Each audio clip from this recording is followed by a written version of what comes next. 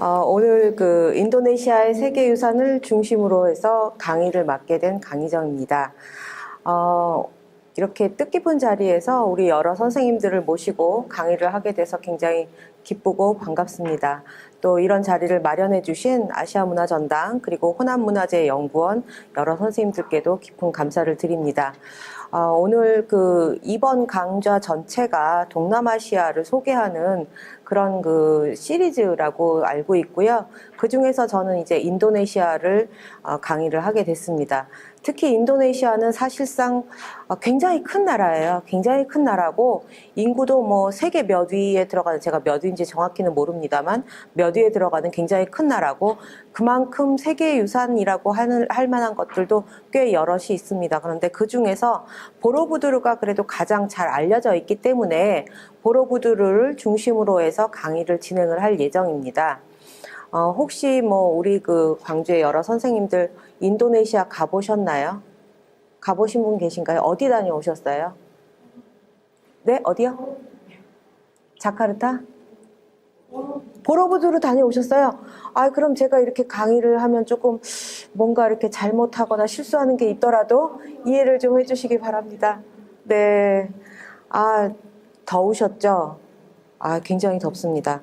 우리나라에서는 그렇게 인도네시아까지는 다들 동남아는 가셔도 주로 베트남이나 캄보디아를 가시지 인도네시아까지는 좀 잘 안 가시고 젊은 분들 같은 경우에는 발리의 신혼여행들을 많이 가시죠.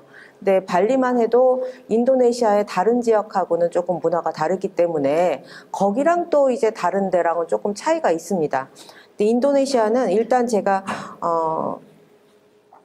강의를 먼저 인도네시아에 대한 전반적인 개관을 간단하게만 말씀을 드리고 그리고 조금 뒤에 보로부두르를 들어갈 예정입니다. 지금 보시는 것이 이제 동남아시아와 남아시아의 지도입니다.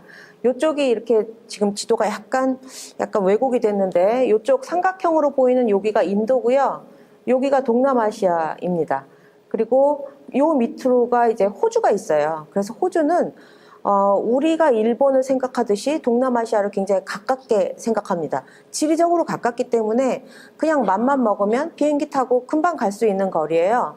그래서 호주 사람들이 동남아시아 연구를 많이 하고 호주 고고학자들이 또 동남아시아에서 발굴하고 이런 일들이 종종 있습니다. 그런데 이제 호주에서 제일 가까운 쪽이 인도네시아예요. 그래서 인도네시아와 발리라든가 인도네시아 끝쪽에 있는 뉴기니라든가 이런 데가 사실상 어떻게 본다면 호주의 영향권 아래 있다 이렇게 봐도 될 것 같습니다. 그리고 이 위쪽에가 이제 동남아시아 많이 아시는 이 길다란 데가 베트남이고요. 그리고 이쪽에 길게 내려온 여기가 이제 말레이시아입니다. 그리고 그 끝에가 싱가포르이 있습니다. 그래서 보기와 달리 우리가 그냥 생각했을 때는 싱가포르는 왜 좀 일본 같은 나라 이렇게 생각들 하시잖아요. 근데 지리적으로 본다면 싱가포르는 인도네시아와 굉장히 가깝습니다. 그래서 문화적으로도 이들이 같이 교역을 한다든가 무슨 다양한 일들을 같이 하는 일들이 종종 있습니다. 이렇게 돼 있고요. 인도네시아는 지금 지도가 이쪽 부분이 잘렸는데 여기서부터 해서 이렇게 길게 늘어지는 섬 그리고 여기까지 크게 4개의 섬으로 이루어져 있는 국가예요. 그러다 보니 인도네시아 내에서는 비행기로 다 다녀야 되고요. 아니면 배를 타셔야 됩니다. 근데 배는 조금 시간이 많이 걸립니다. 아무래도 가는데 좀 오래 걸리고 좀 불편한 부분이 있더라고요. 그래서 인도네시아 사람들은 전부 바다를 중심으로 활동을 했기 때문에 해양 문명이라고 할 수가 있고요. 바다를 통해서 모든 일을 했던 그런 나라입니다. 근데 사실 우리는 인도네시아가 그렇게 가깝게 느껴지지 않기 때문에 인도네시아라고 하는 데가 그런 나라가 있나 보다. 그냥 이 정도로 생각하시잖아요. 근데 사실 인도네시아 사람들은 자기들의 어떤 나라에 대한 자부심 이런 게 있는데 그게 왜 그러냐 하면 중요한 천연 자원이 많이 나기 때문이에요. 석유까지 합쳐서 지구상에서 인류가 필요로 하는 많은 자원들이 인도네시아에서 거의 안 나는 게 없을 정도라고 합니다. 그렇기 때문에 인도네시아 사람들은 우리는 모든 자원을 가지고 있다. 그렇게 이야기를 해요. 그러면서 동시에 그렇지만 우리가 못 사는 거는 정치를 못해서다. 그 좀 세계 여러 나라가 참 비슷한 부분이 있는데 정치를 못해서 우리가 못 살 뿐 우리는 자원이 풍부한 나라다. 그런 식으로 이야기를 합니다. 지도를 이렇게 보여드린 이유는 인도네시아는 잘렸는데 이 지도를 보여드리는 이유는 인도에서부터 어떻게 동남아시아로 문화가 전해지는가 전해졌는가 이런 거를 살펴보기 위해서 이렇게 지도를 갖고 왔습니다. 지금 저쪽에 이 다카라고 써 있는 여기서부터 이쪽 지역이 인도에서 가장 중요한 겐지스 강이 흐르는 그 지역이에요. 그러니까 그 말은 바꿔서 말씀드리면 불교 문화가 융성한 그런 지역이라고 말씀을 드릴 수가 있습니다. 이 겐지스 강을 따라서 이제 배를 타고 쭉 내려오면 여기 하구에 다르고 이 하구에서 다시 배를 타고 이쪽 방면으로 이렇게 내려올 수가 있습니다. 그래서 초기에 인도 문화가 동남아시아에 퍼지는 루트라고 할까요? 그런 게 이제 이런 식으로 전해지는데 이렇게 와서 또는 뭐 좀 더 아래로 내려와서 이렇게 남쪽으로 통하는 루트도 있었습니다. 요 남쪽으로 통하는 루트는 뭐냐면 이쪽에 이제 탐나리티라고 하는 항구가 있었는데 요 항구에서 배를 타면 이렇게 쭉 그 인도양의 진주라고 알려진 스리랑카에 다다를 수가 있고 스리랑카에서 다시 배를 타고 인도네시아 방면으로 들어오는 것입니다. 그리고 한 번 더 또 이제 다른 루트가 또 개발이 됐는데 그거는 뭐냐 하면 싱가포르와 인도네시아 사이 수마트라죠. 수마트라 사이에 바다를 통해서 하노이 쪽으로 올라가는 루트입니다. 그래서 이제 옛날에는 당연히 비행기가 없으니까 배를 타고 다녔을 거 아니에요. 그래서 배를 타고 이렇게 인도의 문화가 동남아시아 쪽으로 전해졌다는 것을 확인을 할 수가 있고 이 길들 상에 이 그 해상 루트 상에 다양한 그 유적과 유물들이 지금도 발굴이 되고 있습니다. 특히 여기 그 말레이 반도 중부에 있는 이 꺼다라고 하는 지역이 있는데 요쪽 지역이라든가 또 요쪽 그 싱가포르 앞쪽에 있는 요쪽 지역이라든가 그다음에 여기가 이제 그 인도네시아 수도인 자카르타거든요. 그러니까 자카르타 앞에 요쪽 지역이라든가 이런 데서 지금도 이제 끊임없이 발굴을 하고는 있습니다. 근데 워낙 더운 나라다 보니 그렇게 발굴 속도가 막 빨리 뭐 이뤄지거나 진행되거나 뭐 막 어마어마한 것이 나오거나 이러지는 않고요. 그냥 긴 시간을 두고 계속 진행되고 있다. 이렇게 보시면 좋을 것 같습니다.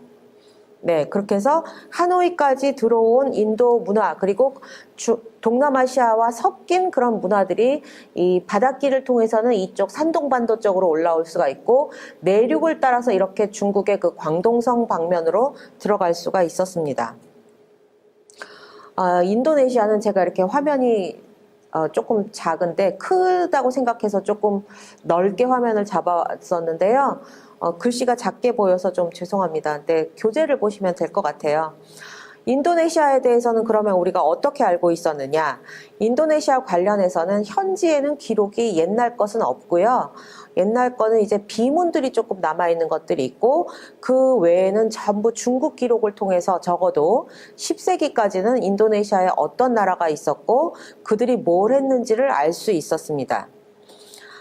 가장 이제 대표적으로 인도네시아에 관한 그 기록을 남긴 것이 인도로 갔던 구법승 의정이라고 하는 사람이 남긴 기록입니다. 이 의정은요, 인도네시아에 그때 당시 이미 모든 그 불교 종파가 번창하고 있었다. 이렇게 썼습니다. 실제로 이 5세기에서 13세기 사이에 동남아시아는 인도에서 직접 영향을 받아서 대승불교와 힌두교를 신앙하고 있었습니다. 우리가 지금 생각하기에는 동남아시아는 이제 소승불교, 상자보 불교라고 생각하시잖아요. 그런데 실제로는 상자보 불교가 그렇게 세력을 떨치게 된 것은 훨씬 더 뒤식이고요. 원래는 그 인도의 발전을 그대로 받아들여서 대승불교가 먼저 발전을 합니다. 그리고 이때 당시에 인도네시아에 있었던 나라가 이제 슈리비자야라고 하는 나라가 있었고요. 그 다음에 그 캄보디아에는 크메르 제국이 있었습니다. 그래서 서로 이들 간의 그 영향을 주고받으면서 또는 당연히 싸우기도 합니다. 전쟁도 하고 전투도 하고 뭐 영토를 계속 침략을 하기도 하고 이랬습니다. 근데 또한 그 영향력을 서로 주고받기도 했고요. 그렇게 하면서 점점점 다양한 그 문화를 꽃피웠다고 볼 수 있습니다. 이 슈리비자야는요, 아까 보여드린 지도 중에 빨렘방이라고 하는 곳이 수도였다라고 알려져 있습니다. 아까 요게 이제 요쪽 지역인데요. 요쪽 지역에 빨렘방이 요 근처쯤에 있습니다. 제가 여기를 갔었는데 아무것도 없더라고요. 그 뭔가 이렇게 좀 있을 줄 알고 갔어요. 이렇게 유명한 곳이고 중국 역사책에도 매번 나오고, 그리고 뭐 많은 사람들이 의정을 포함해서 슈리비자에서 뭐를 했다, 슈리비자에서 뭐 중국에 조공을 보냈다, 뭐 누가 왔다, 막 이런 기록이 계속 나오니까 저도 뭐가 있을 줄 알고 빨렘방을 갔어요. 근데 제가 가기 전에 인도네시아 뭐 정치 뭐 이런 거 연구하시는 분들이 거기 가면 아무것도 없다 그러시는 거예요. 아무것도 없는데 거기 왜 가냐고. 그래도 갔죠. 뭐가 있을 줄 알고 갔어요. 근데 사람들이 저한테 또 전문가가 가면 또 뭔가 보일지 모르지, 우리는 모르는 사람들이니까 한번 가보세요 그랬어요. 정말 아무것도 없더라고요. 왜 없는지 이해할 수가 없는데 아무것도 없습니다. 그런데 다만 최근에도 이 빨렘방 앞에 이제 무시강이라고 하는 강이 흐르고 있는데, 그러니까 좀 큰 강이에요. 한강처럼 좀 큰 강인데 그 무시강에서 수중에서 뭐가 나온다고 해요. 그래서 그거는 이제 배를 타고 아까 보여드린 대로 바다를 타고 가서 내륙으로 들어가려면 강으로 가야 되잖아요. 그래서 무시강을 따라서 올라가던 배들이 이제 그 뭐 폭풍을 하든가 뭐 여러 가지 이유로 난파한 그런 것들이 있어서 강에서 수중고고학이 가능한 것 같아요. 다만 현지에서는 그렇게 수중고고학을 열심히 하지 않고 잠수부들이 자기네들이 그걸 갖다가 일종의 몰래 파는 거죠. 주로 외국인이나 이런 사람들한테 몰래 팔기 위해서 강에 들어가서 그냥 강바닥을 뒤져서 주로 나오는 게 이제 중국 도자기, 그 다음에 뭐 아랍에서 만든 무슨 공예품, 작년에는 불상이 이렇게 보살상이 반 정도 부서진 그런 게 발견이 됐습니다. 한 10세기경의 걸로 보였는데요. 그런 식으로 이제 무시강에서는 해저에서 강 바닥에서 나오는 것들이 있지만 빨렘방 자체에서는 지금 그렇게 뭐 활발하게 뭐가 만들어지거나 또는 그 흔적들이 남아있거나 이런 거는 거의 없습니다. 어쨌거나 이 빨렘방을 중심으로 해서 의정도 빨렘방에서 1년이 넘게 체류를 했었고요. 그래서 이들은 전부 다 이 지역에서 뭔가 이렇게 큰 대접을 받았다고 기록에 남깁니다. 근데 의정 같은 사람이 남긴 기록이나 그 뒤에 남긴 기록들을 보면 왕들이 자기들의 부를 자랑하기 위해서 금 접시에다가 음식을 먹은 다음에, 접시가 일회용이에요. 자기 옆에 있는 호수에다가 그걸 탁 던져버린대요. 그래서 그걸 본 사람들이 굉장히 신기해가지고 쟤네들은 진짜 부자다. 어떻게 저렇게 금으로 만든 그릇에다 밥을 먹고 그걸 바로 버리냐. 매번 밥을 먹고 매번 다 던져서 호수바닥에다 던져서 그걸 버렸다고 합니다. 뭐 진짜인지 가짜인지는 모르겠지만 아무래도 자신들의 그 부를 사방에다 과시하기 위해서 그런 게 아니었나 이렇게 생각을 할 수가 있습니다. 의정 역시 동남아를 거쳐서 인도로 들어갔다가 나오는 그런 길을 택했었고, 그도 역시 1년 정도 이상 여기에 머물러 있었습니다. 의정이 남긴 책과 기록이 굉장히 많이 있는데, 이 의정은 왕이 빨렘방이라고 추정되는 그곳에서 1000명의 승려들을 같이 데리고 있다. 그리고 그들에게 늘 밥을 먹였다. 이런 기록을 남겼습니다. 그러면서 인도로 가는 사람이라면 누구나 빨렘방에서 한 1, 2년 동안 머무르면서 산스크리트를 공부하는 게 좋겠다. 이렇게 기록을 남겼어요. 그 말은 바꿔서 말한다면 인도네시아의 상류층들이 인도 문자였던 산스크리트를 썼다라는 얘기가 되는 거죠. 인도네시아 말을 써서 서로 소통하거나 그걸 공부했다는 것이 아니라 산스크리트를 썼다. 요것이 이제 중요한 대목이 되겠습니다. 대부분 이 시기에 그 중국과 한국 승려들도 배를 이용해서 동남아시아, 특히 인도네시아를 거쳐서 인도로 가는 그런 길을 택했었는데, 그거는 인도네시아가 해군이 좋았기 때문이에요. 바다에는 지금도 간혹 가다 조금 아직도 있나 싶을 정도로 아프리카 같은 데서 왜 해적이 우리 배를 뭐 납포했다 이런 그 기사가 있었잖아요. 지금도 해적들은 있고요. 이때 당시에는 당연히 해적들이 많았습니다. 그래서 특히 옛날에 바다로 오고 갈 때는 엄청나게 비싼 물건들을 들고 가서 사고 파는 거를 목적으로 갔을 거 아니에요. 그러다 보니까 이 배를 낚아 채는 것이 굉장히 짭짤한 수입이 됐어요. 그래서 해적이 굉장히 많았기 때문에 이 해적들로부터 배들을 지켜주는 역할을 해야 되는데, 그거를 누가 했느냐 하면 인도네시아의 해군이 했습니다. 그래서 바다를 아까도 보셨지만 육지는 섬이잖아요. 인도네시아 육지는 전부 섬이고 대륙이랑 연결된 데가 없거든요. 그러다 보니 항상 물에서 사는 사람들이 많이 있었고, 그들을 통해서 해군의 힘을 계속 키울 수 있었습니다. 그러다 보니 이들은 해군을 가지고 인도 쪽에, 인도 남부에 있었던 촐라라고 하는 왕조가 있었는데, 인도 남부의 촐라 왕조와 서로 해전을 자주 벌였어요. 자주 벌여서 해군력을 장악하고 바다를 장악하고 해군을 통해서 외부에서 왔다 갔다 하는 배들을 자기네 항구로 끌고 가려는, 왜냐하면 그게 이문이 남으니까 그렇게 하는 그런 일들을 많이 했습니다. 그러다 보니 이때 당시에 이제 해상에서의 최고 강국은 인도네시아였고, 육지 쪽에서는 캄보디아였습니다. 지금은 캄보디아가 굉장히 못 사는 나라지만 적어도 앙코르와트를 건립할 당시까지는 캄보디아는 그 대륙에서 굉장히 막강한 군대를 가진 그런 큰 나라였어요. 지금은 이제 계속 힘이 약해져서 영토를 다 뺏긴 거고요. 옛날에는 대륙부 거의 전체를 중국의 남부, 말레이시아의 동쪽, 이쪽 전체를 다 캄보디아가 차지했을 정도로 큰 나라였거든요. 그래서 캄보디아와 인도네시아가 적어도 한 12세기까지는 서로 가장 큰 나라로서 주변에 영향력을 행사했다, 이렇게 보시면 될 것 같습니다. 사실상 이들은 굉장히 많이 왔다 갔다 했지만 중국 내부의 혼란, 그 다음에 이제 중국이 이제 800년대부터는 거의 흔들흔들 하잖아요. 그러다 보니 중국에서 인도로 가는 승려들의 수도 줄고 교역을 하는 수도 줄어들었습니다. 그래서 점점 기록이 남아있지 않을 정도로 얼마나 누가 왔다 갔다 했는지는 잘 알려지지 않고요. 그 다음에 송이 들어서면 그 다음에 기록이 나옵니다. 송대 기록은 주로 송의 황제들이 인도에다가 예를 들어서 보디가야, 그러니까 대각사에다가 금난가사를 가서 바치고 와라, 이렇게 명을 내리면 승려와 그들의 신하들이 배를 타고 인도로 가는데, 인도로 가기까지 한 번에 슉 갈 수가 없고 중간중간에 들렀다가 내렸다가 항구에서 물을 보충하고 먹을 걸 보충하고 쉬었다가 계절풍을 타고 다시 인도로 가는 그런 방식으로 갔었기 때문에 그 뒤에 이제 그 기록들이 조금 나오게 됩니다. 더 이상은 이렇게 상세한 기록은 남아있지 않고 주로 당나라 때 기록이 남아있습니다. 그러면 그전에는 어땠느냐? 그전에도 이렇게 인도네시아는 오늘날 가장 큰 이슬람 국가거든요. 가장 큰 이슬람 국가예요. 우리가 생각하면 이슬람은 다 서아시아에서 발생을 했으니까 이란, 이라크, 사우디아라비아 이런 데가 이슬람 인구가 제일 많을 것 같잖아요. 그런데 아닙니다.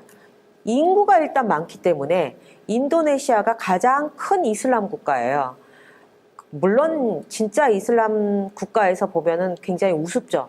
그렇게 철저하게 종교적으로 탈레반처럼 그렇게 엄격한 이슬람을 주장하지 않기 때문에 그쪽에서 보면 니네가 무슨 진짜 이슬람이냐, 이런 식으로 약간 우습게 보는 경향이 있습니다. 하지만 전반적으로 국가의 규모 자체는 이슬람 국가로서는 이 인도네시아가 제일 커요. 그러다 보니 이런 상들을 굉장히 우습게 봅니다. 왜냐하면 이슬람교는 기본적으로 우상을 숭배하면 안 되잖아요. 우상을 숭배하면 안 되는 게 이슬람교의 기본 교리이기 때문에 이슬람교에서는 사람의 형상 같은 거를 만들지 않습니다. 다양한 종류의 신을 만들 수 있죠. 여러 그 민간 종교도 있고 뭐 다른 그 마이너 종교들이 있으니까. 그런데 이슬람교도는 그거를 절대로 용납할 수가 없어요. 그래서 인도도 이슬람 세력이 들어간 뒤에는 많은 그 유적과 유물을 파괴했고, 인도네시아도 역시 마찬가지입니다. 그래서 그런 가운데 매우 뜨문뜨문 남아있는 것들이 있는데, 그거를 몇 가지만 보여드리고 바로 넘어가도록 하겠습니다. 왼쪽에 보시는 그 상은 베트남의 동즈엉이라고 하는 데에서 발견된 불상이고요. 생긴 모양으로 보면 스리랑카의 불상하고 매우 비슷합니다.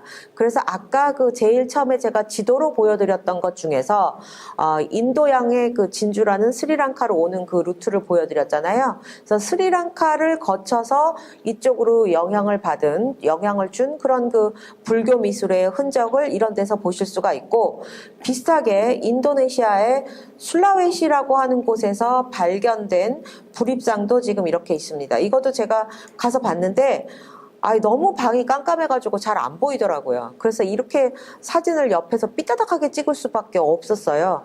앞에서 찍으면 유리창 때문에 반사가 돼가지고 안 보이거든요. 그래서 옆에서 이렇게 찍은 모습입니다. 보시면 둘 다 오른쪽 어깨를 드러낸 편단우견으로 옷을 입고 있고, 불상의 복식이 신체에 딱 달라붙어가지고 몸매를 그냥 정말 리얼하게 그 허리와 다리의 곡선을 그대로 드러내고 있는 것을 보실 수가 있습니다. 그래서 이것이 그 이른 시기에 인도네시아에서 인도의 영향을 받아서, 물론 이제 스리랑카도 살짝 포함이 됩니다. 인도의 영향을 받아서 이런 식의 그 불상을 만들었구나, 이런 것을 아실 수가 있습니다. 그 다음에 그와 비슷한 유형들의 그 불상을 또 보실 수가 있는데, 왼쪽에 보시는 것은 태국에서 발견된 불상이고, 오른쪽에 보시는 것은 역시 인도네시아의 깔리만탄이라는 곳에서 발견된 불상입니다. 둘 다 크지 않아요. 둘 다 아마 이 핸드폰보다 조금 더 큰 사이즈? 그 정도 되는 사이즈입니다. 앞에 보신 것은요, 이거는 조금 커요.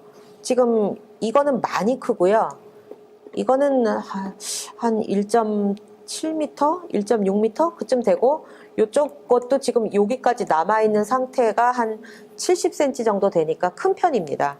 그거에 비하면 이것들은 상당히 작은 편이지만 둘 다 방금 전에 보여드린 것과 비슷하게 편단우견으로 오른쪽 어깨를 드러내는 그런 그 옷을 입었고, 신체에 옷이 이렇게 딱 달라붙어서 몸매를 그대로 드러낸다는 점에서 비슷하다는 것을 보실 수 있습니다. 이 두 상과 같은 유형의 불상을 만들기는 만들었었는데, 그 뒤에는 또 별로 알려지지 않았고, 그 뒤에는 아주 작은 것들만 남아 있습니다. 그러면 편단우견의 불상을 또 어디서 보실 수 있느냐 하면, 정읍에 가시면 정읍 보아리에, 지금은 이렇게 안 돼 있고요. 지금은 다 보호각을 위에 세워서 보호각 안에 들어가 있어서 지금처럼 이렇게 잘 보이지 않습니다. 역시 깜깜합니다. 이런 편단우견의 불입상을 또 이 정읍 보아리에서 보실 수가 있는데, 지금 색깔이 이래서 잘 안 보이시겠지만 옷을 이렇게 입었거든요. 이렇게 오른쪽 어깨를 드러낸 이런 형태입니다. 이것이 상당히 이른 시기에 나타난 거예요, 우리나라에서. 그 이전까지 우리나라의 불상들은 전부 이렇게 옷을 전부 가리고 있는, 목 밑으로 이렇게 동그란 옷을 입은 그런 형태의 법을 입고 있었는데, 이 정읍 보아리에서 굉장히 이른 시기에 이런 그 편단우견상이 나왔고, 이거는 방금 보여드린 대로 해상 루트를 통하지 않으면 들어오기 힘든 그런 그 유형의 불상이라고 보시면 됩니다. 그래서 많이 닮지는 않았지만, 물론 이거는 이제 청동으로 만든 거고, 이거는 석상이니까 갖기가 어렵죠. 그렇지만 그럼에도 불구하고 이렇게 오른팔과 어깨를 그대로 드러내고 있는 불상은 아마도 바닷길을 통해서 한반도에도 전해졌을 거라고 추정을 할 수가 있습니다. 네, 그러면 세계유산에 대해서 간단하게만 설명을 드리고 넘어가겠습니다.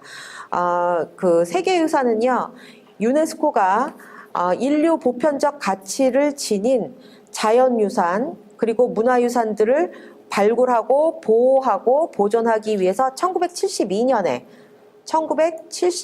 처음 세계 문화 및 자연유산 보호 협약을 만들었고 거기에 따라서 이제 세계유산이라는 제도를 만들기 시작했습니다. 거기에는 자연유산, 문화유산, 복합유산 이렇게 몇 가지로 분류를 할 수가 있고요. 문화유산은 이제 우리가 다 잘 아시는 대로 제가 주로 말씀드릴 것이 대부분 문화유산이지만 자연유산은 그냥 다 짐작하시는 대로 열대우림이라든가 무슨 뭐 화산지대라든가 이런 게 자연유산이고, 문화유산은 인류가 만든 유적들, 건축물, 고고학 유적, 유적지, 뭐 탑, 그 다음에 뭐 예를 들면 이집트의 뭐 피라미드, 그리스의 아크로폴리스, 아잔타 석굴 이런 것들이 들어갑니다. 이 문화유산을 지정할 때는 국제기념물유적협의회라는 우리나라에도 있는데요. 이코모스라든가 이크롬 같은 단체들이 중심이 돼서 여기는 문화유산으로 하자 이렇게 협의하는 과정을 거쳐서 문화유산으로 지정이 되는 것입니다. 다시 이제 슈리비자야로 들어가겠습니다. 슈리비자야는요, 지금 보시는, 이제 인도네시아 지도가 잘 보이시는데요. 여기 보이시는 게 지금 수마트라고, 여기에 아마 그 슈리비자야의 중요 지역이 있었을 거라고 보고 있습니다. 그리고 여기가 자바라고 하는 곳이고요.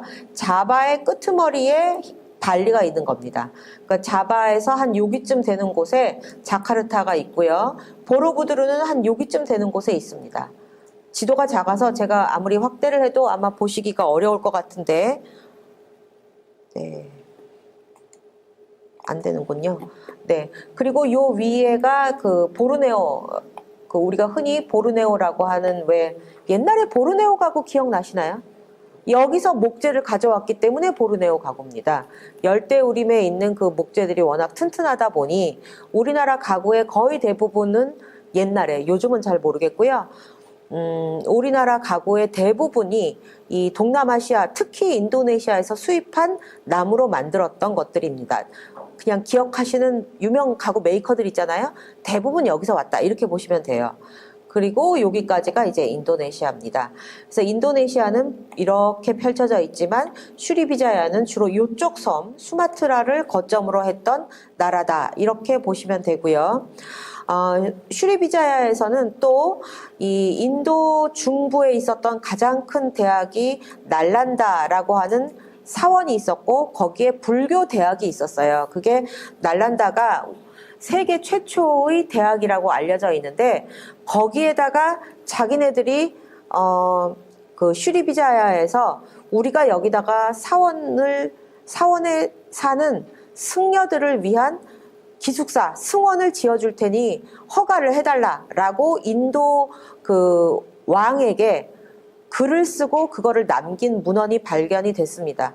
그래서 요 인도네시아에서 인도까지 가서 승려들을 공부하게 시켰고 그들이 머물 수 있는 공간을 자기네들이 돈을 내서 지었다. 이런 거를 확인할 수가 있었습니다. 그래서 이런 거를 보면 이 사람들이 과연 이슬람으로 넘어간 거는 한 13세기 이후가 되는 거고요. 그것도 전부 이쪽에서 오는 거거든요. 인도에 이슬람이 들어오면서 여기서 다 그 동남아시아로도 이슬람이 들어오는 거예요. 그러니까 이 13세기 이후에 이슬람 세력이 야금야금 들어오면서 상황이 바뀌었지. 그 이전에는 얼마든지 불교와 힌두교가 중심이 되는 그런 나라였다. 이런 것을 알 수가 있습니다. 물론 나중에는 남인도에 있었던 촐라와 함께 해상 교역권을 두고 다투기도 했습니다. 반면 슈리비자야 실컷 말씀드렸지만 그보다 더 중요한 것은 사실은 샤일랜드라거든요. 왜냐하면 샤일랜드라가 바로 보로부두르라고 하는 세계에서 가장 큰, 지금까지 남아있는 것 중에 가장 큰 사원을 짓도록 한 곳이 바로 샤일랜드라이기 때문입니다. 그래서 사람들이 도대체 슈리비자야는 기록에도 그렇게 많고 사람들도 많이 중국에 보내고 그랬는데 인도도 보내고 도대체 뭘 만들었냐? 진짜 저도 궁금합니다. 아무것도 없어요. 박물관도 뭐 별로 남아있는 것도 없고 그 안에 유물도 별로 없고 진짜 아무것도 없어서 도대체 여기는 뭘 했을까가 저도 궁금한데, 한편에서는 아까 지도로 보여드렸던 여기에서 요쪽에 좀 뭐가 있다고 해요. 요쪽에. 그러니까 이쪽이죠. 빨렘방은 이쪽에 있고요. 이쪽입니다. 그래서 제가 거기를 또 가고 싶어서 알아봤더니 거기 사람들은 너무 험악하기 때문에 가면 안 된다 그러더라고요. 그러니까 무슨 봉변을 당할지 모르니까 그쪽 동네로 가면 안 된다고. 그래서 가진 않았습니다. 근데 요쪽에 쭉 사원과 사원 유적들이 있다고는 들었습니다. 지금도 거기를 뭐 위험을 무릅쓰고 가거나 현지 사람들이 뭐 사진을 올리거나 이런 것들은 있어요. 불교를 후원했다라고 의정이 그렇게 구구절절히 길게 썼는데 슈리비자에는 대규모 불교 사원이 남아있지 않습니다.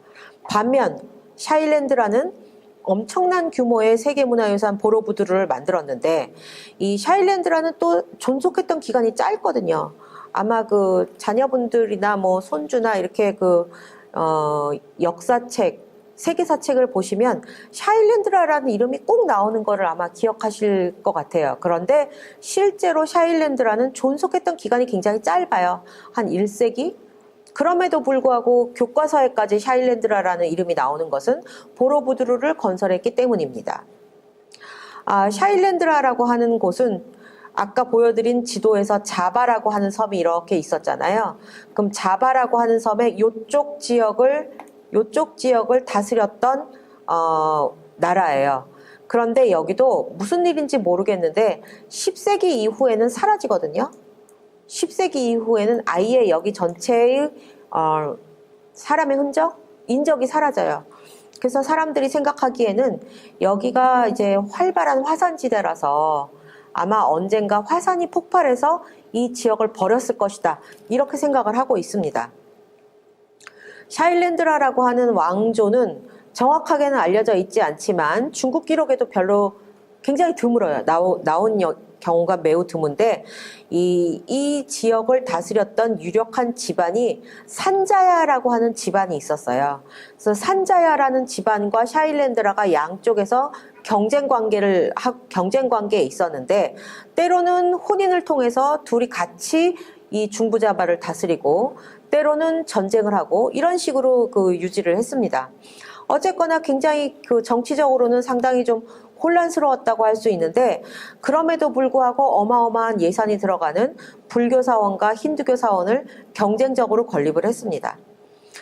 제일 먼저 중부자바에서 이런 것들이 만들어진 것은 디행이라고 하는 고원지대가 있어요. 고원지대니까 조금 더 남쪽보다 살기 좋았겠죠. 이 디행 고원을 중심으로 해서 먼저 힌두 사원을 여러 곳에 세웠습니다. 그러다가 이제 점점 밑으로 내려와서 뿌람바난이라고 하는 사원군과 보로부두르를 건립을 합니다. 이들을 건립하는데 분명히 어마어마한 비용이 들어갔을 것이기 때문에 아마 경제적으로는 굉장히 부유했었던 것 같아요. 다만 그게 이제 정치적으로 뒷받침이 되지 않으니까 오랜 기간 동안 왕조가 유지되지는 못했던 거죠. 샤일랜드라라는 말 자체는 산의 왕을 뜻합니다. 동남아시아가 바다로 둘러싸여 있는 지역이 대부분이지만 산이 굉장히 크잖아요. 깊고 크다 보니 산에 대한 동남아시아는 굉장히 무서운 귀신 영화 같은 것도 되게 잘 만들거든요. 그런 좀 으슥한 그런 산들이 많기 때문에 산에 대한 신앙이 특별히 더 많이 발달했습니다. 그러다 보니 이 샤일랜드라라고 하는 곳도 산의 왕을 뜻하는 거고요. 결국은 산의 왕들이 여기를 다스린다 이런 뜻이다라고 생각을 하고 있습니다. 이제 본격적으로 설명을 드리겠습니다. 여태까지는 그냥 주변의 배경에 해당하는 것들이었고요. 중부자바에서는 짠디라는 말을 씁니다. 짠디는 우리식으로 하면 사원에 해당합니다. 짠디, 굉장히 짠지가 생각이 나시겠지만 짠디, 체디, 미얀마에서는 체디라고 부르고요. 인도네시아에서는 짠디라고 부르는데 그게 아마도 인도말 차이티아에서 왔을 거라고 추정을 합니다. 인도말로 차이티아라고 하는 것은 탑이 있는 사원을 뜻해요. 우리도 절에 가시면 다 탑이 있잖아요. 그래서 차이티아라는 말이 동남아시아로 들어오면서 현지화돼서 제디, 짠디, 체디 이런 식으로 바뀌었을 거라고 생각이 됩니다. 대체로 중부자바의 짠디들은 7세기에서 10세기 사이에 건설이 됐고 그냥 사원들을 다 통칭하는 말입니다. 5세기에서 15세기까지의 인도네시아의 그 시대를 힌두 불교 시대라고 이야기합니다. 정확히 말하면 힌두교냐? 글쎄, 불교냐? 그런가? 이런 거죠, 뭐. 힌두교와 불교가 이렇게 미묘하게 섞여 있는 상태이기 때문에 여기를 이제 힌두 불교 시대라고 이야기를 하고 이 두 종교가 같이 사이좋게 있었다. 이렇게 보시면 될 것 같아요.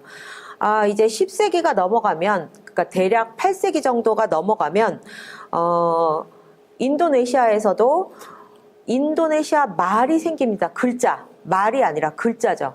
그 이전까지는 산스크리트와 또는 뭐 빨리 문자 이런 것들을 쓰다가 8세기가 넘어가면 자바에서 쓰던 말들을 인도네시아어로 표현할 수 있는 문자가 생기게 되는데, 그리고 나서 계속해서 인도네시아 문자가 계속 발달을 합니다. 그리고 나서 약 14세기경에 프라판짜라는 사람이 이 나가라 꺼르타가마라는 책을 썼는데, 이 책은 우리식으로 보면 삼국유사쯤 된다고 보시면 돼요. 인도네시아의 삼국유사다 이렇게 보시면 됩니다. 다만 삼국유사는 불교가 중심이 되어 있지만 이 나가라 꺼르타가마는 왕들의 행적, 그게 중심이 되어 있습니다. 그래서 어느 왕이 지방을 돌아다니면서 사원에 보시했다. 보니까 사원이 무너져 있어가지고 저거 왜 그러니? 지난번 폭풍우 때 무너졌습니다. 그래, 그럼 저걸 보시해라. 아니, 저걸 다시 지어라. 이렇게 해서 돈을 줬다. 어느 마을에 갔더니 너무나 아름다운 뭐 건축물이 있더라. 뭐 이런 내용들이 들어가 있는 것이 이 나가라 꺼르타가마라는 것입니다. 그래서 요거는 이제 14세기의 인도네시아의 상황을 짐작하게 해주는 책이고요. 동남아시아에서 빼놓을 수 없는 중요한 것이 데바라자, 신왕사상이라는 것이 있습니다. 동남아시아 종교의 가장 큰 특징인데요. 데바가 인도 말로 신을 뜻해요. 신, 특히 천신, 우리로 치면 하느님. 데바는 천신이고요. 라자는 왕을 말합니다. 그러니까 문자 그대로 신왕이 되는 거죠. 데바라자. 그럼 이게 뭐냐 하면 왕이 죽은 뒤에 어느 신과 합의를 한다. 이런 사상을 갖고 있었어요. 그래서 그 선생님들이 많이 가보셨을 것 같은데 앙코르와트 이런 데 다 가보셨잖아요. 근데 그 앙코르와트 같은 데도 비슈누 신에게 바치는 신전으로 알려져 있지만 그 비슈누는 그 전에 그 수리아바르만이 섬기는 신인 거죠. 그리고 수리아바르만이 죽으면 자기가 비슈누가 돼서 신의 세계로 간다. 이런 아이디어가 신왕사상입니다. 그래서 이 신왕사상은 동남아시아 거의 전체에 특히 인도네시아와 캄보디아를 중심으로 발달했었다고 볼 수가 있습니다. 그러다 보니 이 짠디라고 하는 곳은 이게 원래가 사원이다 라는 설이 있고, 또 하나는 왕의 시신을 묻는 매장유구다 이런 설이 있습니다. 이 두 가지가 모두 있는 것이 특징입니다. 그래서 가장 먼저 지어진 인도네시아의 사원을 먼저 보여드리겠습니다. 이곳은 아르주나라고 하는 아까 말씀드린 대로 중부 자바의 여기쯤에 디엥이라고 하는 고원이 있는데 그 고원에 있는 힌두 사원 8곳 중에 하나입니다. 기본적으로 인도 미술의 영향을 많이 받았기 때문에 인도식을 그대로 따랐다고 이야기를 하고 있고요. 이거는 지금 상당히 정비가 된 상태입니다. 딱 보시면 그냥 모양만으로 보면 우리나라 석탑하고 굉장히 비슷하죠. 그런데 주변에 이렇게 조각들이 조금 많이 있는 것이 특징입니다. 요거는 그 중에 개동송호라고 하는 곳에 있는 사원인데요. 8세기 정도에 건립됐을 거라고 추측을 하고 있습니다. 여기에는 이제 5기의 힌두 사원이 있는데 뿌람바난 사원보다 먼저 지어진 짠디일 거라고 추정을 하고 있습니다. 아주 전형적인 그 힌두교 건축물로 보고 있고요. 이렇게 계단을 따라서 이렇게 올라갈 수가 있습니다. 그리고 다 보시면 이거 전부 돌을 깎아서 우리나라의 그 저쪽에 어디죠? 모전석탑, 분황사 모전석탑처럼 돌을 이렇게 다듬어서 깎아서 세워서 만든 것입니다.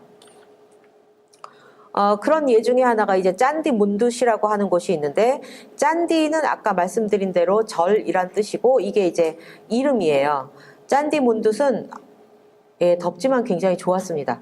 여기 이렇게 올라가시면 이 안에 이제 사원으로 들어가게 되어 있고요. 그 안에 들어가시면 이렇게 석가모니 불과 관음, 금강수 보살이 양쪽에 있는 그런 그 사원이 되겠습니다. 굉장히 커요. 굉장히 커서 제 키가 이 정도? 이 정도밖에 안 됩니다. 그러니까 굉장히 큰 규모의 상을 만들고 그 안에 집어넣었고, 그 다음에 내부를 보시면 돌을 다 깎아서 벽돌처럼 쌓아서 짜맞춘 거를 보실 수가 있고요.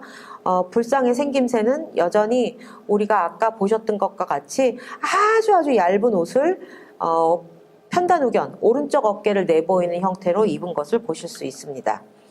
그 다음에 이제 그 대표적인 인도네시아 사람들이 특히 좋아하는 것이 바로 이 짠디 뿌람바난이에요.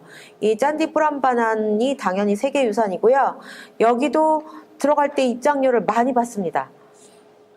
굉장히 튕겨요. 굉장히 튕기면서 입장료도 많이 받고, 많이 받는 한편 또 동시에 뭐랄까 좀 감시를 좀 심하게 한달까? 이런 게 있습니다. 이 짠디 뿌람바난도 대략 9세기경에 세워진 걸로 추측을 하고 있는데, 이거는 이제 로로종구랑이라고 하는 공주의 전설이 전해집니다. 이건 이 중부자바 지역에 어느 나라에 왕이 있었는데, 이 왕이 이웃 나라의 왕자에게 속아서 전쟁에서 졌어요. 그런데 이 왕자가 이 공주를 보고, 그 왕의 딸이 로로종구랑이라고 하는 공주였는데, 공주를 보고 반했습니다. 그래서 공주랑 결혼을 하고 싶어서 자꾸 꼬시니까, 공주가 자기 아버지 원수잖아요. 그래서 싫은 거예요. 이 왕자가 아무리 잘나고 왕이 된다고 하더라도 바로 왕이 될 거였으니까. 그렇더라도 내가 우리 아버지를 해친, 죽인 원수와 결혼을 할 수는 없다. 그래서 이 공주가 자기는 싫다고 그랬어요. 그러니까 이제 왕자가 몸이 달아가지고 어떻게 하면 내가 네 마음을 살 수 있냐 그랬더니, 공주가 갑자기 말을 바꿔서 앞으로 3일 이내에 여기에다 1000개의 탑을 세워라. 1000개의 탑을 세우는데 성공하면 내가 너랑 결혼을 해주겠다 그래요. 그래서 이 왕자에게 약간의 신통력이 있었거든요. 그래가지고 자기가 알고 있는 귀신들을 불러다가 귀신을 부렸어요. 귀신과 도깨비를 부려서 여기에다가 탑을 지어라 라고 하니까, 이 귀신들이 밤새 그냥 탑을 짓고 있었던 거죠. 근데 보니까 이 공주가 이제 매일같이 이제 초조해가지고, 저걸 진짜로 다 지으면 어떡하지? 저거 다 지으면 어떡하지? 이러고서 초조해서 자기 시종을 시켜서 맨날 검사를 하게 했어요. 오늘은 탑이 몇 개 됐니? 탑이 몇 개 됐니? 이랬는데 800 몇 개가 된 거예요. 그래서 공주가 거기서부터 이제 초조해서, 이 도저히 나는 쟤랑 결혼할 수는 없으니까 초조해가지고 막판에 마지막 날 피리 같은 거를 불었다고 합니다. 그러니까 그 피리를 불어서 새벽이 온 것처럼. 그러니까 이 왕자가 부렸던 게 귀신과 도깨비니까, 이 귀신들이 새벽이 온 줄 알고 999개를 만들고 깜짝 놀래가지고 어머 큰일 났다 이러고서 그냥 가버린 거예요. 그래서 1000개의 탑을 세우지 못했습니다. 그래서 물론 이제 왕자가 나중에 그걸 알고 네가 나를 배신했다 그러면서 공주한테 화를 내는 그런 이야기가 뒤에 전해지기는 하는데, 이 짠디 뿌람바난과 결부되어 있는 이 로로종구랑 공주의 전설 이야기 또한 이 인도네시아 사람들에게 굉장히 우리 콩쥐팥쥐처럼 굉장히 다양한 버전으로 이야기가 되고 있는 유명한 민담입니다. 어쨌거나 이 짠디 뿌람바난은 저는 밤에 못 봤어요. 밤에 못 봤는데, 밤에 이렇게 불을 켜가지고 이렇게 환하게 비추면 이렇게 아름답다고 합니다. 오른쪽에 보시는 것이 모형이에요. 짠디 뿌람바난 주변에, 물론 이제 세어보진 않았습니다. 너무 덥기 때문에 당연히 셀 엄두도 못 냈고, 이렇게 주변에 있는 요것들이 전부 탑이에요. 아이고, 얘 어디 갔어? 예, 요게 전부 탑이고요. 요 가운데 있는 것이 뿌람바난의 본 사원이에요. 그리고 여기가 쉬바를 모시는 쉬바 사당이었다고 이야기를 하고 있고, 그 옆에는 쉬바의 부인격인 두루가 여신을 모시는 좀 더 작은 사당이 있습니다. 두루가 여신도 또한 이제 굉장히 힘이 센, 원래 여신은 다 약하잖아요. 원래 다 약하고 맨날 예쁜 척만 하고 막 이랬는데, 이 두루가 여신은 신들이 꾀를 모아서 자기네들을 해치려고 했던 악마 마이샤라고 하는 악마가 있었는데, 이 마이샤를 물리쳐 달라고 두루가 여신에게 부탁을 해요. 그래서 두루가 여신이 한 칼에 이 마이샤를 물리쳤다라는 또 인도의 힌두교 설화가 있습니다. 신화죠. 그러니까 그게 여기까지 들어와 있으니까 인도네시아의 많은 신화, 민담, 전설 같은 것들이 인도와 굉장히 밀접한 관계가 있다라는 것을 아실 수가 있는 거죠. 이 두루가 여신을 모신 사당이 이 앞쪽에 이건가 모르겠어요. 이 끄트머리에 있는 둘 중에 하나였고요. 이 두루가 여신이 그 마이샤를 물리쳤을 때 마이샤가 황소로 변신해 있었거든요. 그래서 지금 요 사진을 보시면 요쪽에 황소가 보이실 거예요. 마이샤를 밟고 서 있는 두루가 여신. 그래서 이 황소가 마지막 단계 마이샤가 황소로 변신해서 막 사방을 돌아다니면서 사람을 해치고 있었는데, 근데 갑자기 그 두루가한테 한마디로 깨진 거죠. 그래서 그거를 기념하는 두루가 여신 조각상들이 여기에 있습니다. 그래서 원래 쉬바를 모시는 사당으로 계획된 것이 이 뿌람바난이었고, 이 뿌람바난 주변에 알 수 없는 이유로 1000개씩이나 되는 탑을 세웠다라고 하는 것이 이제 포인트인데요. 지금 가시면 이렇게 보실 수가 없어요. 왜냐하면 많이 무너졌기 때문입니다. 많이 무너진 이유는 여기가 화산지대이기 때문이에요. 화산지대다 보니 이 보로부두르를 중심으로 5개의 화산이 이렇게 에워싸고 있거든요. 근데 이 5개의 화산이 전부 다 활화산이에요. 그러니까 시시때때로 터집니다. 거의 뭐 한 5년에서 7년 사이에 한 번씩 이게 터지다 보니 화산이 터지거나 아니면 지진대가 지나가는 곳이기 때문에 이 밑에 그 땅이 흔들려가지고 이 탑들이 굉장히 많이 무너집니다. 그래서 무너지면 또 복원하고 이런 식으로 하고 있습니다. 이것이 보로부두르입니다. 지금 사람들 보시면 이 사람들이 걸리버 여행기에 나오는 사람들이 아니잖아요. 그러니까 이 그 보로부두르가 얼마나 큰 곳인지를 아마 짐작을 하실 수가 있을 거예요. 이거는 옛날 사진인데요. 왼쪽 하단에 장막 쳐 있는 데 보이시죠? 여기가 그 밑에 부분을 발굴했을 때의 사진입니다. 이 아래쪽을 기단을 파고 거기에 뭐가 있는지를 발굴을 했었는데 그때 사진이고요. 보로부두르도 여러 번에 걸쳐서 보수와 복원, 수리를 했었습니다. 이것은 이제 제가 아까 보여드린 교역로고요. 오른쪽이 교역로고요. 아래쪽이 자바라고 하는 섬의 한가운데 있는 보로부두르의 위치를 보여드리는 지도입니다. 제가 이 근처를 다 돌아다녔는데 아까 보여드린 그 개동송호라고 하는 곳은 스마랑 쪽, 요쪽쯤에 있고요. 그 다음에 여기가 그 뿌람바난이 있는 곳이 족자카르타라고 하는 여기에 뿌람바난이 있어요. 여기서 차로 1시간 조금 넘는 거리에 보로부두르가 있고요. 보로부두르와 뿌람바난을 포함한 이 중부자바 전체 지역이 대략 10세기경에 버려졌다고 아까 말씀을 드렸는데 아마도 화산일 거라고 생각을 하고요. 10세기경에 버려지고 나서 이 사람들이 그럼 어디로 갔느냐? 이 사람들이 다 이리로 넘어갑니다. 이쪽 지역으로. 이 지역으로 넘어가서 이게 지도니까 이만하지 사실은 굉장히 먼 거리거든요. 그러니까 요 수라바야라고 하는 곳은 우리식으로 보면 부산 생각하시면 됩니다. 우리나라에서 이제 두 번째로 큰 도시를 부산으로 보잖아요. 그러니까 수라바야는 자카르타 다음으로 큰 도시가 수라바야예요. 그래서 이 수라바야가 있는 이쪽 지역으로 다 이전을 했다고 보고 있어요. 그래서 수라바야 쪽 이쪽 동부에서는 여기는 이제 동부자바가 됩니다. 동부자바에선 대략 10세기부터 유적이 나오기 시작합니다.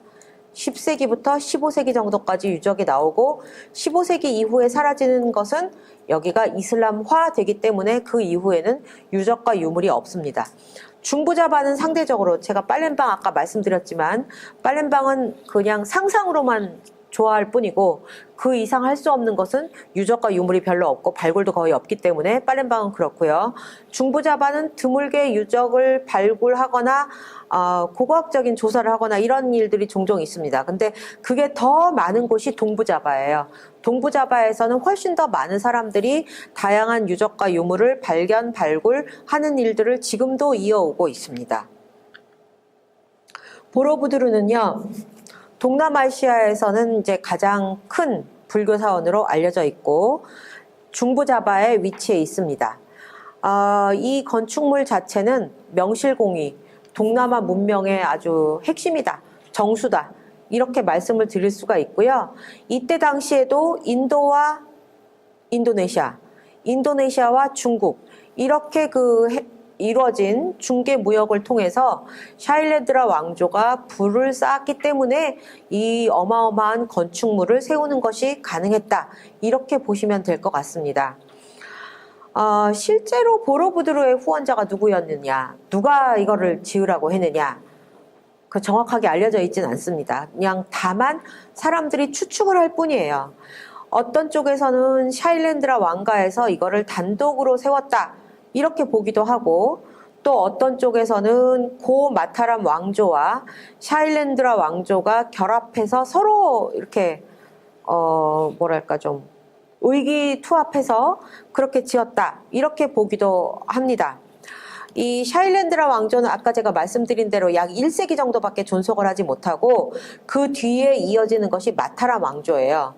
마타람 왕조는 산자야 집안의 왕자가 지역의 유력한 집안 딸 샤일렌드 왕가의 방계 딸이에요. 방계의 공주인데 그 사람과 결혼을 함으로써 마타람 왕조를 세우고 이때 샤일렌드라는 망합니다.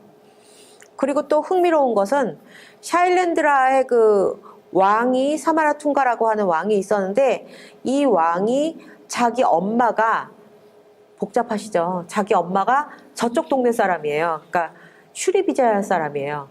그래서 자기 왕국이 망하자 이 사람은 슈리비자야로 도망을 갑니다. 고구려 백제 신라가 싸웠는데 신라가 백제를 멸망시키고 백제에서 고구려로 도망갔다, 이렇게 생각하시면 돼요. 그래서 샤일렌드라에 있었던 왕이 슈리비자야로 도망을 가서 거기서 왕이 돼요. 콩가루죠. 거의 그 정도면. 근데 특이하게도 그렇게 됩니다. 그리고 이쪽은 산자야 왕자가 그의 방계 딸과 결혼을 해서 마타람이라고 하는 왕조를 세우고 그 왕조가 약 2세기 정도 지속이 됩니다. 그리고 이 마타람 왕조의 핏줄이 동부자바로 이전을 하는 게 되는 겁니다.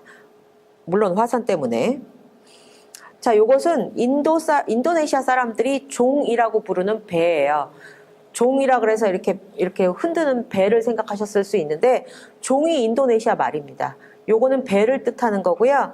이 보로부두르의 한쪽 벽에 이런 배 그림이 배 조각이 새겨져 있어서 요거를 보고 사람들이 배를 만들었어요. 요즘 사람들이 20세기에 이거를 그대로 본떠서 배를 만들어서 그 배를 띄워서 진짜로 아프리카까지 항해를 했습니다. 시간은 조금 많이 걸렸다고 하는데 제가 1년인가 굉장히 꽤 긴 시간이었다고 생각을 했어요. 생각을 해보세요. 인도양을 건너는 것도 보통 일이 아닌데 중부자바에서 아프리카까지 저런 배를 만들어서 타고 갔다는 그거 자체가 굉장히 실험 정신이 뛰어났었던 것 같습니다. 이런 배들을 여기서 볼 수 있다는 것은 8세기 정도 무렵에 이 사람들이 이런 식으로 배를 만들어서 주변을 오고 갔다라고 볼 수가 있는 것이죠.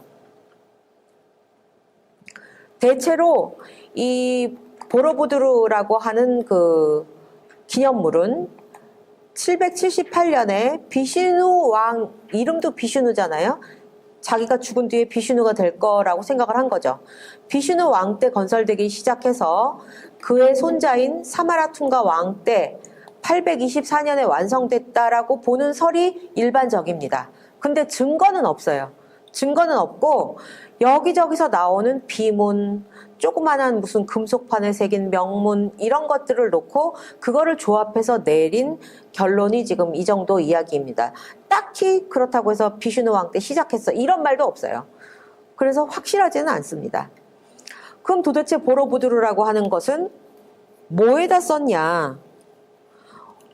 무엇을 위한 공간이었나? 이거에 대해서 또 설이 많았는데 우선 탑하고 비슷하게 생겼으니까 탑이라고 보는 사람들이 많이 있었습니다.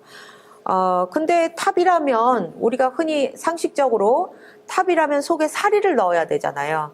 근데 사리가 발견된 적이 없어요. 사리가 발견된 적이 없기 때문에 탑이냐라고 하시면 글쎄요라고 대답을 드릴 수밖에 없습니다. 사리가 발견된 적도 없고 무슨 뭐 봉헌, 기념물을 뭐 봉헌하거나 이런 적도 없어요. 그렇다고 해서 그러면 여기가 절이었냐? 그것도 또 이상합니다. 왜냐하면 승려가 머물 수 있는 공간이 거의 발견되지 않았기 때문입니다. 물론 들어갈 수 없어요, 내부로. 미륵사탑처럼 그 1층으로 이렇게 들어가 볼 수는 있잖아요. 몸집이 작은 아기 같은 사람들은. 근데 여기는 들어갈 수가 없어요. 들어갈 수 있는 공간이 하나도 없습니다. 그래서 이것이 정말 그냥 기념물이냐, 모뉴멘트냐, 여러 가지 설은 많이 있지만 어느 것도 지금 이거다 저거다 라고 말씀드리기는 어려운 뭐랄까 좀 수수께끼의 건축물이다 이렇게 말씀드릴 수밖에 없습니다. 실제로 불교적인 우주관이 반영됐다고 보고 있고 샤일랜드라는 보로부두르를 자기네 왕국의 메루산으로 삼았다 이렇게 주장을 하기도 합니다. 메루산이라는 것은 이제 불교에서 이야기하는 우주의 중심축이 되는 산이에요. 수메루의 기원을 두고 있습니다. 수메루 저기 그 서아시아의 수메루. 대형 스투파다 이게 탑이다 이렇게 보는 견해가 있었는데 사실상 사리는 발견되지 않았고 아무것도 나오지는 않았습니다. 요것이 이제 아까 보여드린 사진이고요. 요것이 1888년에 찍은 사진입니다. 1888년 사진을 보시면 앞에 이렇게 불상들이 나와 있는 거 보이세요? 그러니까 이 안에서 가지고 왔나 봐요. 내려놓은 불상들이 있고요. 요 앞에는 사자가 또 있습니다. 지금은 이거 없거든요. 지금은 여기에 있지가 않아요. 이게 1888년 사진인 것은 보로부두르라고 하는 데가 이 인도네시아가 네덜란드의 식민지였잖아요. 그래서 이거를 발견한 것도 네덜란드 사람들이기 때문에 우리나라처럼 그랬기 때문에 네덜란드 사람들이 이거에 관한 그 사진들을 그때 당시에 많이 찍어놨어요. 그래서 이 사진들을 주로 네덜란드 쪽을 통해서 볼 수가 있는데 지금 보시는 이와 같은 형태로 이렇게 막 주변이 막 무너져 있었던 걸 보실 수가 있고요. 요것도 아마도 그 화산이나 지진 같은 것 때문에 이런 상태였을 것 같습니다. 네, 형편없이 무너져 있죠. 이거를 보시면 이 오늘날 종이라고 하는 데의 윗부분이 약간 무너진 것을 보실 수가 있습니다. 요거는 1974년부터 83년, 약 10년에 걸쳐서 복원과 보수를 하고 있을 때의 모습인데요. 요 부분을 보시면 많이 이렇게 허물어진 부분을 드러내고 다시 수리를 하고 있는 것을 보실 수가 있고 요쪽 사진은 뭐냐 하면요. 요쪽 사진은 이때 수리 당시에 물에서 이거를 갖다가 피해를 보지 못하도록 내부에다가 파이프를 박은 흔적이에요. 여기 초록색 보이시죠? 초록색이 그 우리 흔히 볼 수 있는 PVC 파이프 그런 거예요. 그걸 내부에다가 담아서 넣어서 여기로 이렇게 물이 많이 이렇게 빠져나가게 그렇게 수리를 한 것입니다. 물론 원래의 것은 아니죠. 하지만 뭐랄까 좀 워낙에 기후가 이렇기 때문에 여기 비가 오면요. 우기에 비가 오면 그냥 이렇게 커다란 양동이로 물을 확 붓는 것처럼 비가 와요. 그래서 아무것도 못하고 그냥 가만히 이렇게 기다립니다. 그 비가 지나갈 때까지. 그래서 그렇게 비가 확 오기 때문에 그렇게 막대한 비로 이게 돌이다 보니 구조가 흐트러지고 파손될까봐 이렇게 그 PVC 관을 속에다 박은 흔적입니다. 인도네시아 학생들도 와서 이렇게 답사처럼 다니는 거를 제가 봤고요. 지금은 여기를 보수한다는 이름으로 막아놨다고 해요. 코로나 이후에 최근에 가신 분들이 있는데 지금은 2층 이상 못 올라가게 막아놨다고 합니다. 근데 저는 이제 올라갈 수가 있었기 때문에 그때는 올라가서 사진을 다 찍어 왔는데, 네, 요것은 2011년에 했던 베삭데이라고 하는 동남아시아에 말하자면 부처님 오신 날이에요. 동남아시아에서 하는 부처님 오신 날 행사를 여기서 이렇게 했다고 합니다. 아직까지 여기를 이렇게 할 수 있다는 것 자체가 되게 좋은 일이고, 인도네시아 정부가 어떻게 여기 이런 그 행사를 승인을 해줬는지 잘 모르겠어요. 요때는 잠깐 괜찮았나 봐요. 네, 이런 비문들이 남아 있습니다. 732년의 비문에 산자야 왕이 쉬바 사원을 조용했다라고 되어 있는데, 마땅히 큰 사원이 눈에 띄지 않기 때문에 쉬바 사원이 뿌란바단 아니냐 이렇게 추정을 하고 있고요. 775년의 비문에는 비슈누 왕이라고 하는 사람이 석가모니, 연화수, 금강수를 안치한 사당을 건립했다. 그래서 이것은 아까 제가 상 3개 큰 거 있는 거 보여드린 짠디 문두시 아니냐 이렇게 추정을 하고 있습니다. 그리고 778년의 비문에는 타라에게 제사 지내는, 우리나라에서는 다라보살이라고 알려진 보살이 있거든요. 다라보살, 그러니까 관음보살의 여성형이 다라예요. 그 다라에게 제사하는 사원을 만들었다, 세웠다, 이런 기록들이 있습니다.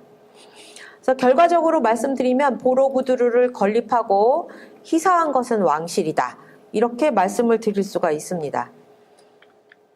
네, 위에서 본, 물론 이건 제가 못 찍습니다. 이건 이제 다른 사람이 찍은 건데요.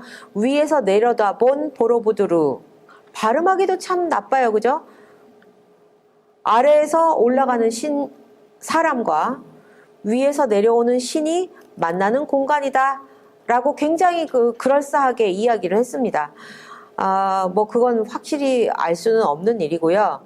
여기 보시면 아까 탑이 무너져 있었던 부분이 이 부분이에요. 이쪽 부분.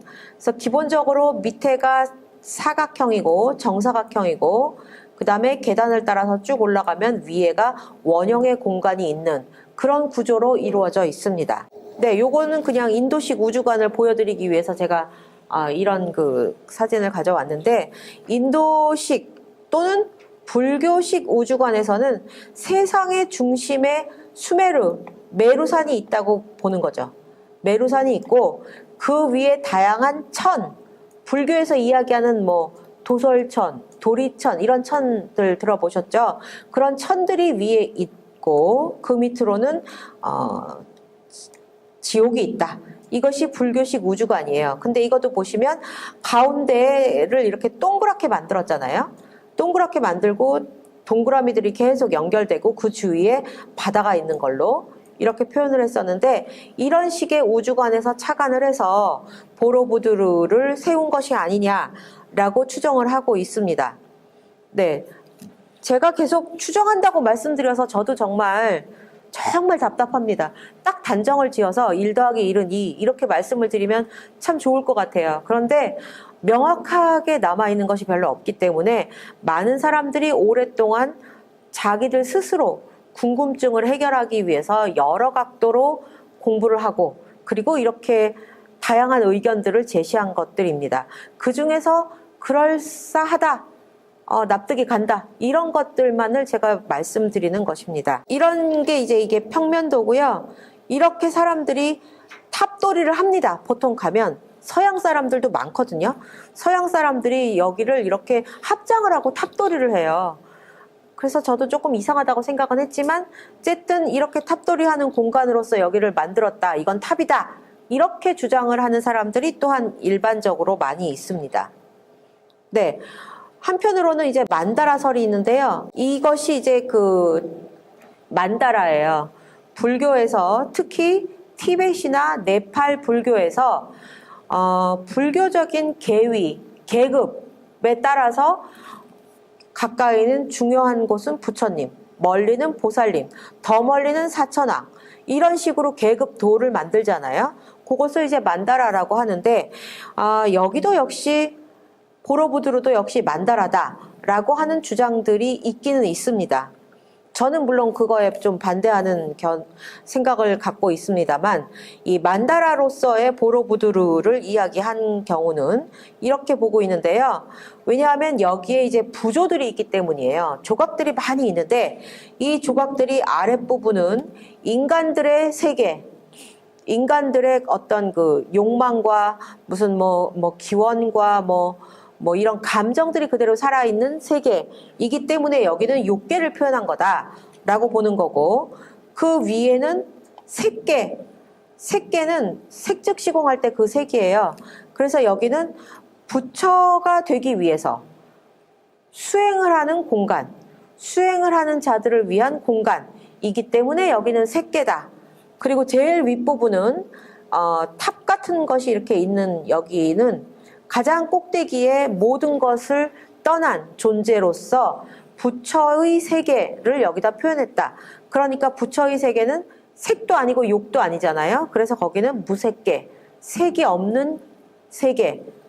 뭐 흔히 영어에서는, 영어도 아니구나, 산스크리트로는 이제 달마다투, 법계다라고 이야기를 합니다. 법의 세계, 법의 경계라는 뜻에서 법계라고 하는데, 법이 이제 다르마하고요. 달마대사 그게 이제 법입니다. 개는 다투라고 하고, 달마다투의 세계가 바로 저기다라고 주장을 하기도 합니다. 따라서 욕계, 색계, 무색계라는 세 개의 다른 범주의 세상, 존재 아닌 존재까지 포함한 조형이 여기에 들어가 있기 때문에 이것이 바로 만다라다라는 주장이 성립이 되는 것입니다. 네, 영어가 써 있어서 좀 죄송한데요. 이걸 갖다가 또 이렇게 풀어서 보여드리면, 지금 현재는 욕이 이렇게 돼 있어요. 그러니까 여기를 이제 숨겨진 기단이라고 이야기를 하거든요. 왜냐하면 지금은 언제 그랬는지 모르는데 여기가 막혀 있습니다. 그런데 그거를 아까 보여드린 그 천막 쳤던 부분 있잖아요. 그쪽을 보시면 거기서 그때 사람들이 여기를 팠었거든요. 발굴을 했었어요. 그래서 발굴을 했더니 여기에 지옥 장면이 새겨져 있었어요.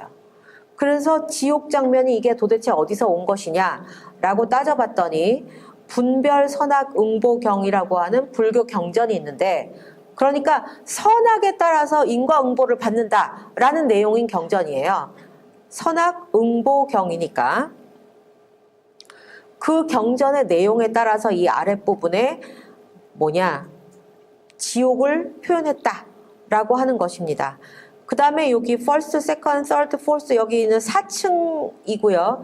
이 4층에 걸쳐서 전부 무엇인가를 부조로 새겨 넣었는데, 그 새긴 내용은 자타카, 즉 자타카는 석가모니의 전생 이야기예요.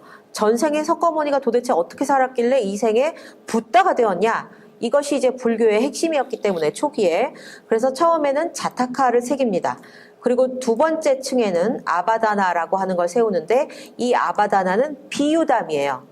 예를 들어서 뭐 법화경 같은데 무슨 불이 났는데 아이들이 그 안에서 놀고 있다. 너는 그러면 그 아이들을 어떻게 데리고 나올래? 그런 문답하는 게 있잖아요. 그런 것들이 이제 비유담입니다. 아바다나는 비유담을 이야기합니다. 그래서 불교에서 이야기되었던 다양한 비유 이야기, 비유담을 여기다 조각으로 세웠고, 그 윗부분에는 랄리타 비스타라라고 써드렸는데, 이 랄리타 비스타라는 뭐냐면 부처님의 생애예요. 그러니까 제일 첫 번째 층에서는 부처님이 전생에 어떻게 살았니? 그리고 그 다음에는 어떤 비유를 통해서 부처의 법을 설명했니? 이런 내용들을 부조로 했다고 본다면, 그 다음 층에는 석가모니는 그럼 어떻게 살았니? 그것이 이제 주제가 됩니다. 어떻게 태어나서 마야 부인의 오른쪽 옆구리에서 태어나서 어쩌고저쩌고 저쩌고가 이 랄리타 비스타라라고 써있는 이쪽 부분에 들어갑니다. 그리고 이 3층이라는 것은 이 법계품이 들어가 있습니다. 그리고 마지막이 보현 행원품인데, 이 두 가지 품은 전부 화엄경이에요.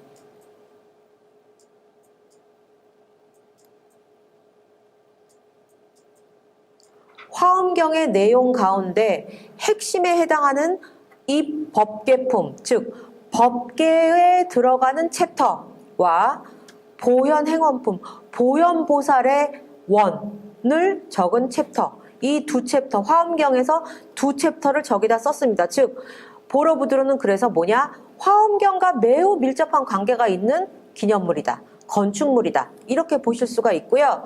화엄경은 대승불교에서 가장 발달된 단계의 경전이라고 이야기를 합니다. 바꿔서 말씀드리자면 어렵다는 얘기예요. 가장 발전되어 있으니까 그만큼 모든 것을 다 집어넣어서 집대성했기 때문에 어렵다는 얘기가 됩니다. 그러니까 이 인도네시아에 보로부두르를 건축할 당시에 들어와 있었던 불교는 화엄경을 중심으로 하는 불교였다. 이렇게 보시면 될 것 같아요. 제가 여기 그냥 그 원어를 그냥 써가지고 약간 낯설게 느껴지실 것 같은데 화엄경이다. 이거를 생각하시면 됩니다. 먼저 전생 이야기, 석가모니의 현생 이야기, 그 다음에 화엄경. 이렇게 생각을 하시면 이해하기가 쉬우실 것 같아요. 좀 살펴보겠습니다. 이런 식으로 조각들이 되어 있고요. 여기 보시면 바닥에 돌들이 규칙적이지 않잖아요. 큰 돌, 작은 돌, 뭐 기역자로 꺾인 돌 다양하게 있죠. 이 돌과 돌 사이에 흠이 있어요. 흠집 들어간 부분과 나온 부분이 있어서 레고 블럭처럼 다 맞춘 거예요. 이거를 그냥 이렇게 쌓아놓은 게 아닙니다. 그랬으면 이렇게 지진이 많이 나는 나라에서 이게 여태까지 남아있을 수가 없고요. 레고 블럭처럼 다 이렇게 짜맞춘 거예요. 그러니까 못이라든가 무슨 무슨 접착제라든가 이런 걸 하나도 쓴 게 아니고 돌아다니다 보면 이렇게 다니다 보면 이렇게 돌들이 떨어져 있는 부분들이 있는데 그런데 그게 다 그냥 드러나요. 레고처럼 파인 부분, 거기다 맞추기 위한 부분 이런 것들이 다 있습니다. 그리고 이 위에도 역시 부조를 할 때도 그런 식으로 부조를 해서 갖다 맞춘 것들입니다. 그래서 결국은 그런 의미에서 여기 보시면 우리나라 타일 깔듯이 일사불란하게 타일들이 쫙 같은 크기로 길거리라든가 화장실 벽이라든가 이런 데에는 그냥 똑같이 이렇게 쫙 붙이잖아요. 이렇게 똑같이. 근데 여기는 하나도 똑같지 않아요. 다 다른 사이즈의 돌들을 일일이 다 깎아서 다 짜맞췄다는 점에서 굉장히 튼튼하게 만들었구나. 애초에 자기네 나라가 지진이 많아서 이런 게 다 무너지기 쉽다는 거를 알고 있었구나. 이런 생각을 하면서 저는 다녔습니다. 그래서 이거를 보시면 첫 번째 회랑인데요. 첫 번째 회랑은 약간 높아요. 이게 그 담이 높기 때문에 여기하고 여기 이렇게 2층에 걸쳐서 부조를 새겼습니다. 여기를 이렇게 돌아다니시다 보면 정말 그늘 좀 하나 나왔으면 막 이런 마음이 저절로 듭니다.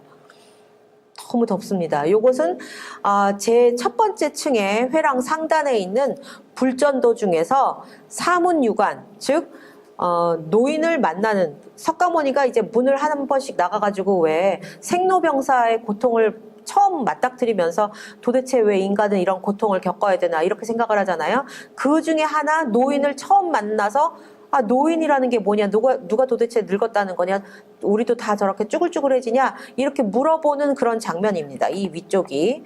아래쪽은 그 과거생 이야기 중에 12왕 본생도인데요. 이쪽에 있는 게 왕이에요. 요게 석가모니의 전생이고, 여기 혹시 그 저울 보이세요? 저울. 그 옛날에 있었던 이 양팔 저울 있죠? 그리고 저울 위에 보시면 아마 새가 보이실 거예요. 작은 새가. 이거는 이제 석가모니가 전생에 12왕이라고 하는 왕이었을 때 어느 날 새가 자기 품으로 들어와서 숨었어요. 비둘기가. 그 비둘기를 쫓아서 매가 확 날라왔고요. 그래서 보니까 매가 배가 고파서 비둘기를 잡아먹으려고 하니까 이 비둘기가 이 왕의 12왕에게로 돌아와서 이렇게 숨은 거예요. 그래서 얘를 잡아먹지 마라 그랬더니 매가 그러면 나보고 굶으란 말이냐, 그럼 내가 죽는다, 이렇게 얘기를 했던 거죠. 그래서 석가모니가 12왕이 그러면 비둘기 대신에 내 살을 줄 테니까 네가 내 살을 먹고 배를 채워라 라고 이야기를 합니다. 그러니까 이 매가 좋다 그러면 네 넓적다리 살을 내가 잘라가겠다 라고 얘기를 해요. 그래서 저울 위에다가 저 비둘기를 올려놓고, 굉장히 정확하게 새겼어요. 저울 위에다가 올려놓고 그 무게가 될 때까지 자기 넓적다리 살을 계속 뱉습니다.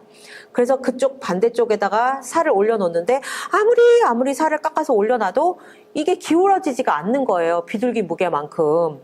그래서 계속 잘랐죠. 그래서 거의 피를 철철 흘리면서 죽을 지경이 되니까 매가 그때 제석천, 천신으로 딱 변하면서 내가 네가 얼마나 남을 위해서 희생하려고 하는 희생정신이 큰지를 시험하려고 했다라고 이야기를 했다라는 이야기가 이 12왕 본생담입니다. 이 12왕 본생담은 우리나라에는 남아있지가 않고 중국이나 중앙아시아, 인도 골고루 다 남아 있습니다. 요거는 석가모니가 항마, 오른손으로 땅을 짚어서 지신을 부르며 항마하는 장면이고, 주변에 있는 이 존재는 악마가 내가 도대체 왜 졌지? 나는 왜 여기서 깨졌을까? 이렇게 고민하는 모습이고, 이 주변에는 전부 악마의 부대들이 쓰러지는 장면입니다. 시간이 부족할 것 같아서 제가 좀 빨리 넘어가겠습니다. 요것은 그 사위성에서 석가모니가 앉아있는 모습이고요. 이렇게 하고 있죠. 그리고 요것은 보현보살입니다. 이 주변에 많은 존재들이 상당히 인도 조각하고 비슷한 게 이 보로부드르의 조각인데요. 이 조각을 보시면 이들이 와서 전부 보현보살에게 경배하는 그런 장면을 보실 수가 있습니다. 그리고 요것은 선제동자가 법복의 장자를 방문하는 장면을 표현한 거고요. 이 법계품이라고 하는 것의 주인공은 선제동자예요. 선제동자라는 어린애가 8살인가 뭐 7살인가 그런 어린애가 보살이 되기 위해서 내가 뭘 하면 됩니까? 라고 물어보면서 돌아다니는 게 이 법계품의 내용이거든요. 그래서 이 보로부드르의 그 위층에는 선제동자가 막 돌아다니면서 사람들에게 물어보고 자기가 어떻게 하면 돌을 닦을 수 있느냐라고 물어보는 것들이 중심 주제가 되어 있습니다. 요거는 마침내 미륵보살의 궁전에 다다른 선제동자를 조각한 것입니다. 제3회랑은 이런 게 있고요. 이렇게 돌아다니게 됩니다. 이렇게 가게 되면 이렇게 목이 잘린 부처들이 옆에 있습니다. 네, 이런 부인, 아마도 그 석가모니의 부인이라고 생각되는 부인이 있고요. 왼쪽은 미륵보살에게 경의를 표하는 선제동자, 미륵보살을 만났으니까 도대체 나는 어떻게 하면 됩니까? 이러고서 이야기를 하고, 그러자 그에게 선제동자에게 손가락을 딱 튕겨가지고 성문을 확 열면서 부처님의 세계를 미륵보살이 보여준다라는 내용입니다. 그래서 여기에 지금 네, 요게 이제 문인 거죠. 성의 문이고, 요쪽에 무릎 꿇고 있는 게 선제동자와 그를 따라온 사람들입니다. 제4회랑은 이렇게, 네, 날씨 좋을 때 가시면 굉장히 멋있습니다. 네, 이렇게 되어 있고요. 여기는 문수보살, 그 다음에 미륵보살님에게 나에게 부처님 세계를 보여줘서 정말 감사합니다. 이러고서 선제동자가 인사하는 장면이고요. 두 손을 공손하게 앞으로 모은 거 보이세요? 앞으로 모으고 이렇게 고개를 숙이고 있죠. 그게 이제 선제동자고, 얼굴이 잘 안 보이지만 요게 이제 미륵보살입니다. 그 다음에 요거는 자기도 이제 명상을 하면서 선지식을 찾아다녔으니까 자기도 명상을 하면서 수행을 하는 그런 모습이고, 그 다음에 또 이런 그 시방불, 우리나라만 있는 게 아니라 시방 세계의 그 부처를 묘사한 장면입니다. 네, 그리고 감실 안에는 이런 불상들이 계속 똑같이 생긴 형체들이 들어가 있는데, 이게 사실은 원래의 것인지 아니면 네덜란드가 복원할 때의 것인지 확실하진 않습니다. 그런데 대개 방향에 따라서, 동서남북 방향에 따라서 각기 다른 형태의 불상들이 안치되어 있고요. 지금 보시는 것은 촉지를 하고 있는 불상입니다. 손가락을 아래로 내린 거 보이시죠? 네. 이런 식으로 외벽은 안에 들어가서 보시면 부조들이 이야기가 하나하나 살아있는 부조들을 보실 수가 있고, 그냥 바깥에서 이렇게 보시면 불상들이 감실에 이렇게 가득 차 있는 거를 보실 수가 있습니다.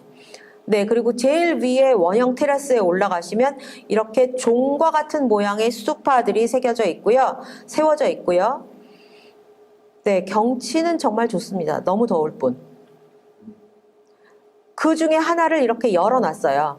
이렇게 열어놨는데 보시면 손을 앞으로 모아서 비로자나의 그 형태를 하고 있는 것을 보실 수가 있습니다. 그래서 이런 식으로 외벽에 안치되어 있는 불상들이 아미타, 보생, 아촉, 불공성취, 불이라고 하는, 우리에게는 아미타만 조금 익숙하고 나머지는 조금 생소하시잖아요. 아미타 불과 함께 이런 네 구의 각기 다른 불상, 그리고 이 비로자나까지 해서 5개의 다른 종류의 부처를 안치했다는 점에서 이 보로부두르가 밀교의 오방불을 표현했다. 동서남북 중앙. 그래서 이 화엄경과 함께 밀교를 받아들여서 8세기 말 9세기 초에 보로부두를 건립했다. 이렇게 보시면 될 것 같아요. 왜냐하면 이 아미타불은 서쪽이고 동서남북이거든요. 이게 전부. 보생불은 남쪽이고 아촉불은 동쪽이고 불공성취불은 북쪽입니다. 그래서 동서남북의 부처, 중앙에 그 핵심이 되는 비로자나, 이렇게 오방불을 모신 것이 보로부두르다, 이렇게 보고 있습니다. 그리고 사람들은 여기서 이렇게 그 우요, 그러니까 우요 삼잡이라고 하죠. 이렇게 그 탑도리를 보통 많이 하고 있습니다. 네, 자, 중앙에 비로자나 불이 원형 테라스에 있어요. 근데 이게 원래 그랬는지, 왜냐하면 1800년대 후반의 사진을 보면 이 부분이 무너져 있는 것이 보이거든요. 그래서 이게 원래 그랬는지 아니면 네덜란드 사람들이 보수하면서 이렇게 했는지는 확실하지 않습니다. 감사합니다. 오늘 강의 마치겠습니다.